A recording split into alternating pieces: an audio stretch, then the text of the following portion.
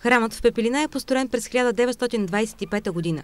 Отваря врати единствено на големи празници, когато дойде свещеникът от близкия град Две могили. В безлюдното селце има само 15 регистрирани жители, но всички те знаят, че Богородицата от тяхната църква е различна от другите. Никой обаче не знае кой е нейният автор, кога и къде е рисувана и как е попаднала в това село.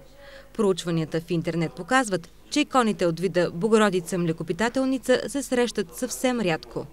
Рядка е в смисъл на това, че не е популярна като изографисване в самите храмове. Тъй като гръдта на Света Богородица е разголена и за да няма съблазън в мирените, които така имат по-малко вяра или са начинаещи във вярата, да не се съблазнят в смисъл на това да кажат как може да има разголване на самата Божия майка, или пък друг вид хора има, които пък съвсем не вярват и да стане подигравка, за да не оскверним майката Божия. В България такава икона се пази само в криптата на храма Свети Александър Невски, а най-старата от вида се съхранява в Зографския манастир. Копията в Европа се броят на пръсти.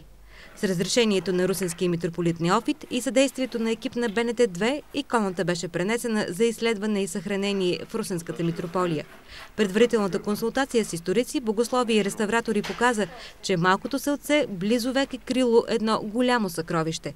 Местните хора се надяват, че кърмещата Богородица от Пепелина ще бъде реставрирана и ще се върне в скромния селски храм, който я опази неосквернена.